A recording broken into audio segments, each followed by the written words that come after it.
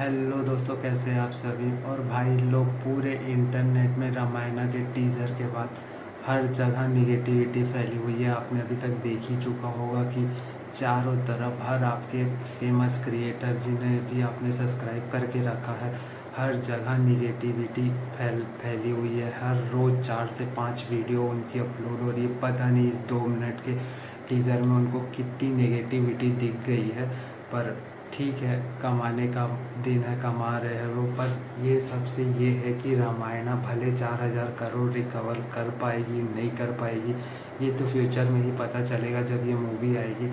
पर वो क्रिएटर अपना पैसा बना चुके, अपना इस मूवी से जितना, इस टीज़र से जितना वो रिवेन्यू जनरेट कर सकते थे उतना निचोड़ चुके दोस्तों।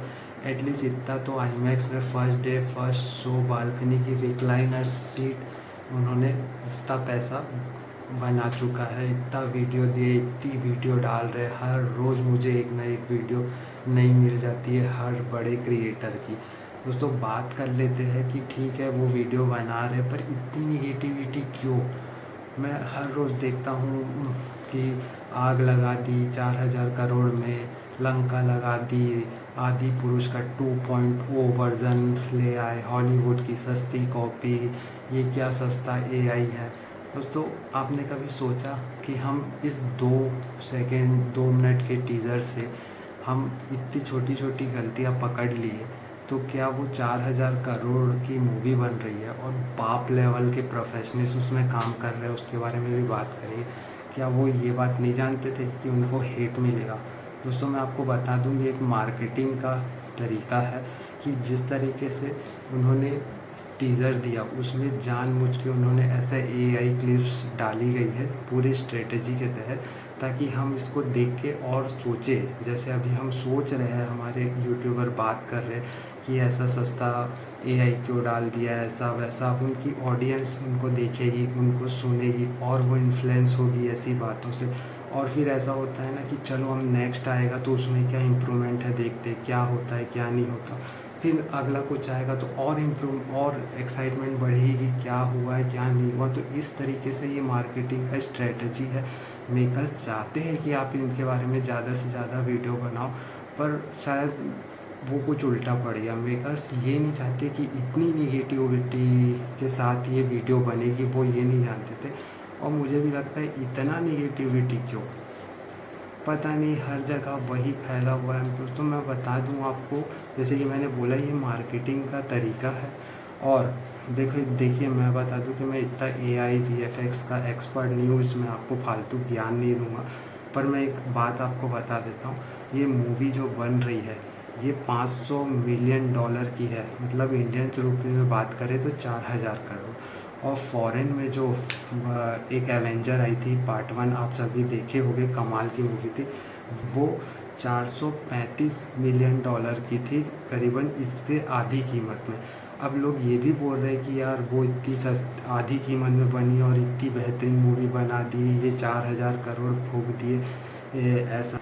तो मैं आपको बता दूं, DNGE स्टूडियो इसे VFX दे रहा है दोस्तों। ये कोई छोटा मोटा स्टूडियो नहीं है दोस्तों। इन्होंने हॉलीवुड की काफ़ी बेहतरीन मूवी में इन्होंने VFX दिया है और इसे 8 ऑस्कर मिल चुके हैं। और ये अपने आप में ही बहुत बड़ा स्टूडियो है। मतलब हॉलीवुड का तो बाप लेवल का है। हर हॉलीवुड की मूवी जिसे आप देखते हैं, मार्वल की मूवी और हर ऐसी साइंस फिक्शन, लगभग हर मूवी में यही VFX देता है। और मैं आपको बता दूं, इसमें टेरी नॉटरी, जी हाँ दोस्तों, ये एनिमेटेड दे रहा है। टेरी नॉटरी कोई छोटा मोटा बंदा नहीं है कि ये एक ऐसा आर्टिस्ट है दोस्तों। इसका एक एग्जांपल देता हूँ, आपने मार्वल की मूवी देखी होगी, उसमें ग्रूट करके कैरेक्टर है दोस्तों। उसमें उनको आवाज़ तो विन डीजल ने दी है, पर उस कैरेक्टर को जिसने बनाया है, जिसने जान फूकी है, वो टेरी नॉटरी है दोस्तों। ये बंदा दोस्तों ऐसा नहीं कि कंप्यूटर में किसी कैरेक्टर को बिल्ड करता है। जैसे कि हम देख लेते आदि पुरुष के जो वानर सेना थे, आपको देख के समझ आ गया होगा कि वो कंप्यूटर में जनरेट किए गए हल्के से है, ऐसी है। पर ये बंदा प्रॉपर उसे एक ह्यूमन बना देता है, किसी भी चीज़ को प्रॉपर स्क्रीन में आपको फील करा देगा उस इंसान की ग्रेविटी, वजन, उस इसका इंसान का पूरा ऑरा आप तक फील कराएगा। ये इस लेवल का काम करता है दोस्तों। और काय नॉरिस, मैड मैक्स का एक्शन डायरेक्टर, ये इस मूवी का एक्शन देख रहा है दोस्तों। तो इस लेवल के, बाप लेवल के लोग इस मूवी को काम कर रहे हैं, इस मूवी को बना रहे हैं दोस्तों। जब भी ये मूवी आएगी स्क्रीन में, तुमको फील होगा एक एक चीज़, एक एक कैरेक्टर, एक एक छोटा से छोटा उस सीन में जो जानवर, पक्षी, चाहे इंसान हो, चाहे दैत्य हो, सब तुमको फील होगा। ये इस लेवल की, यहाँ 4,000 करोड़ खर्चा हो रहा है दोस्तों। और समझाता हूँ दोस्तों इसकी नेगेटिविटी कहाँ पड़ रही है। मैं कुछ समय से इंटरनेट में स्क्रॉल कर रहा था, हर समय रामायणा का टीज़र, तो मैं कुछ फॉरेन के क्रिएटर को देखा जो कि रिएक्शन करते हैं। वो भी वहाँ के बड़े यूट्यूबर हैं और मूवी रिएक्ट करते हैं, ट्रेलर रिएक्ट करते हैं दोस्तों। उनको रामायण के बारे में कुछ नहीं पता, उन्होंने कभी पढ़ा नहीं है, पढ़ा तो छोड़ो, उन्होंने कभी कहानी तक नहीं सुनी है, ना ही उनको ऊपर ऊपर से मोटा मोटी हमारे रामायण के बारे में पता है। तो अब वो रिएक्ट कर रहे हैं वो CGI VFX को लेके, और वो हमारे जो यूट्यूबर हैं उनके रिएक्शन को देख के रिएक्शन बना रहे हैं। और हम क्या कर रहे हैं, इतना बेकार है, ये है सस्ता CGI, हम ये बोल रहे, तो वो हमारे क्रिएटर को देख के वो रिव्यू दे रहे हैं। और दोस्तों मैं आपको बता दूं, इससे ये नहीं कि देखो 4,000 करोड़ अगर मूवी बेकार भी हुई तो आपका कुछ नहीं जाएगा, मेरा कुछ नहीं जाएगा, हमारा कोई पैसा नहीं लगा कि देश का नुकसान हो जाएगा। पर दोस्तों ये जो कहानी है रामायण, ये ग्लोबली प्रेजेंट की जा रही है। और ये जो कहानी है ना, चाहे वो 80 का इंसान हो, 90s का इंसान हो, या आज का जेनजी हो दोस्तों, हर किसी ने इस कहानी को सुना है। बस वर्ज़न अलग अलग हो सकता है, किन्हीं ने टीवी सीरियल में देखा, किन्हीं ने पुरानी पिक्चरों में देखा, किसी ने कार्टून में देखा, आजकल एनिमे भी आ गया है तो एनिमे भी बन चुकी है रामायण। सबका वर्ज़न अलग अलग है देखने का, पर कहानी सब इंडियंस को पता है। और ये हमारी संस्कृति है, ये बताता है कि हिंदू सभ्यता कैसी थी, क्या थी, और क्या संस्कार है हमारा। और ये सिर्फ कहानी भी नहीं है, ये ट्रू है, आपको पता ही है, इसके प्रूफ मिल चुके हैं, उसके बारे में बात करके लंबा नहीं करूँगा। तो ये ग्लोबली हमारी संस्कृति को एक बुरा इफ़ेक्ट दे रहा है दोस्तों। ये जिस तरीके की नेगेटिविटी हम दे रहे हैं, क्यों इतनी नेगेटिविटी छोटे छोटे चीज़ों को लेकर। और अब मैं आपको बताता हूँ, कुछ ज़्यादा लंबा वीडियो को नहीं करेंगे, आपको पूरी ट्रेलर के बारे में नहीं बताऊंगा, पर इसकी कुछ पीक डिटेलिंग और ये बताती है कि मेकर्स और पूरी रामायण की टीम किस लेवल की मूवी बना रही है और क्या हमको शानदार मूवी देखने मिलेगी।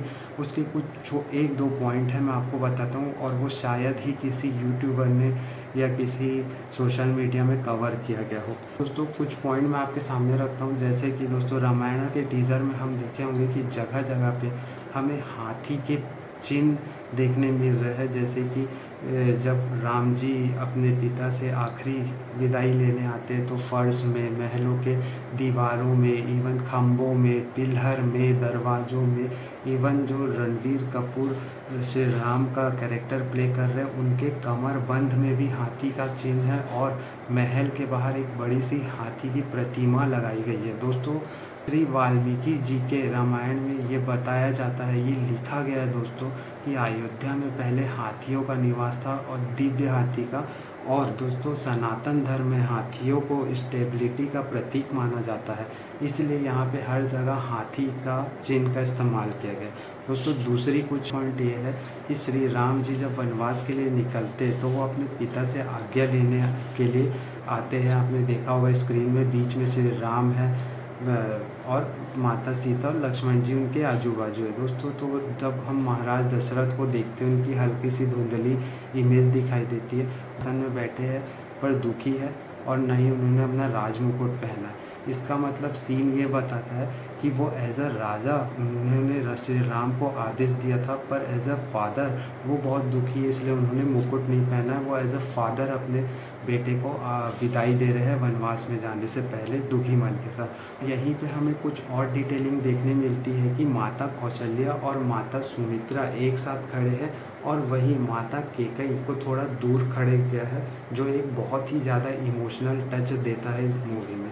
दोस्तों। और जब भी वो बाहर निकलते हैं तो पूरी अयोध्या वासी उनके साथ सामने खड़े होते हैं उनसे आखिरी विदाई लेने के लिए। दोस्तों, वाल्मीकि जी के रामायण में एक बताया गया है कि श्री राम ऐसे समय में निकलना चाहते थे जब पूरा शहर सो रहा हो, ताकि किसी को कुछ तकलीफ़ ना हो। इसलिए दोस्तों ये सीन रात का दिखाया गया है, ताकि आई थिंक सी उस समय कुछ मिडनाइट हो रही हो या अर्ली मॉर्निंग हो रही होगी। और जब राम जी रथ में बैठते हैं तो उन्हें एक शॉट दिखाया जाता है रथ के चक्के का। उसका मतलब ये है कि आपने देखा होगा कि रथ के चक्के में 14 लोके बने होते हैं। इसका मतलब ये है, इसका दो मतलब हो सकता है। पहला कि अब 14 वर्ष का वनवास स्टार्ट हो गया है, या तो दूसरा कि 14 लोगों के स्वामी स्वयं रथ में सवार हो चुके हैं दोस्तों। और दोस्तों, राम जी को मर्यादा पुरुषोत्तम, योद्धा और सूर्यवंशी भी कहा जाता है। इसलिए दोस्तों टीज़र के ज़्यादातर सीन में आपने देखा होगा राम जी का जब भी स्क्रीन टाइम आता है तो उनके चेहरे में सूर्य की रोशनी पड़ती है या उनके आसपास सूर्य दिखाया गया है। और दोस्तों, राम जी सिर्फ धनुष ही नहीं चलाते थे, उनको हर प्रकार के अस्त्र शस्त्र चलाने की महारत थी। इसलिए इस एक सीन में इन्हें तलवार चलाते भी दिखाया गया है, और शायद वो तलवार नंदन भी हो सकती है। और दूसरे पॉइंट पे दोस्तों, ये मूवी जो बन रही है वाल्मीकि रामायण के हिसाब से बन रही है, तो शायद जब हम थिएटर में देखें तो कई लोगों को लग सकता है कि ये सीन तो हमने कभी देखा ही नहीं, ये कहाँ से क्रिएट किया गया।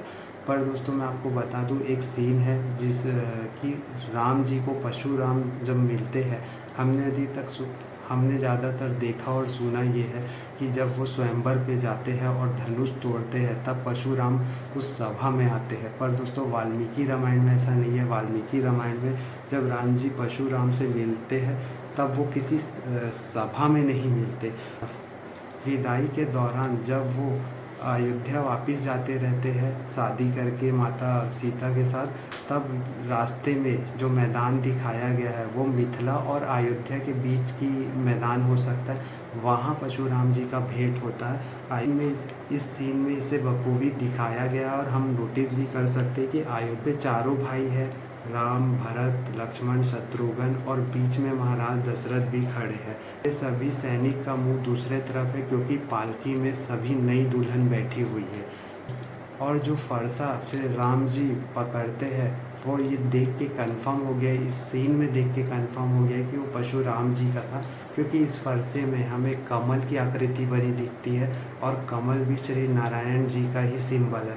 दोस्तों, परशुराम भी नारायण के 10 अवतार में से एक अवतार है, और उनका फरसा कोई भी आम इंसान इसे झेल नहीं सकता। इसे सिर्फ भगवान ही खुद नारायण का अवतार ही इस फरसे को आसानी से उठा सकता है और संभाल सकता है। ये थी कुछ पॉजिटिव पीक डिटेलिंग जो मैंने इस ट्रेलर में नोटिस की, और ये डिटेलिंग हमें बताती है कि किस किस बारीकियों के साथ इस मूवी में काम किया गया, और हमें आने वाले समय में जो भी इसका सेकेंड टीज़र या ट्रेलर मिलेगा क्या कमाल का सीन होने वाला है। और जब भी ये थिएटर में आएगी, मतलब एक अलग ही सिनेमैटिक सीन देखने मिलेगा इसमें। और हाँ दोस्तों, एक पॉइंट और है कि लोग बोल रहे हैं कि इसमें जो भी क्रिएचर दिखाए गए हैं ये हमारे ग्रंथ में ऐसे क्रिएचर नहीं दिखते थे।